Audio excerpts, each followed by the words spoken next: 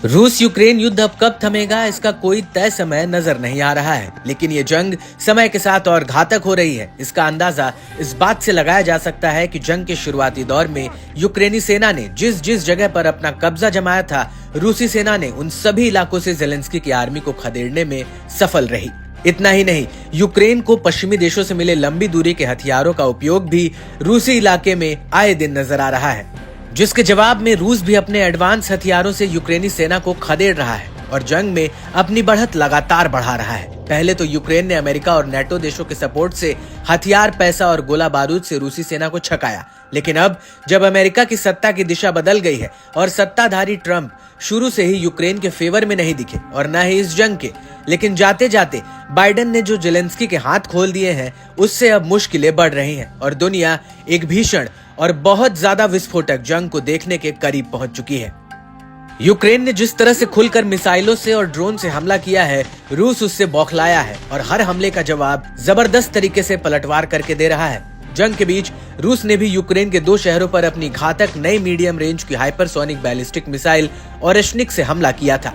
अब आपको बता दें कि रूस और यूक्रेन की ये जंग जल्द ही वर्ल्ड वॉर में तब्दील हो सकती है। दरअसल रूस की इस मिसाइल की रेंज में दुनिया में अमेरिका के 9 सैन्य बेस और मिनटमैन 3 मिसाइल साइलो आते हैं, और अगर रूस अपने अलग अलग शहरों से इन मिसाइलों को दागता है तो फिर ये जंग महज 2 देशों तक ही सीमित नहीं रह जाएगी।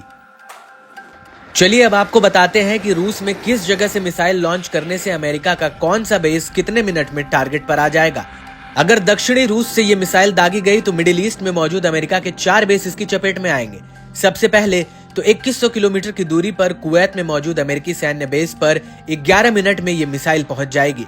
फिर 2500 किलोमीटर की दूरी पर बहरीन में एक अमेरिकी बेस की 5वीं फ्लीट मुख्यालय को 12 मिनट में ये मिसाइल हिट कर देगी। 2650 किलोमीटर दूर मौजूद कतर के अमेरिकी एयरबेस पर 13 मिनट में मिसाइल पहुंचेगी और 4100 किलोमीटर दूर मौजूद जिबौती के अमेरिकी एयरबेस पर 20 मिनट में ये मिसाइल पहुंच जाएगी। अब अगर रूस इस मिसाइल को काम चाटका से दागे तो पैसिफिक और अलास्का में मौजूद अमेरिका के 3 बेस इसकी चपेट में आएंगे।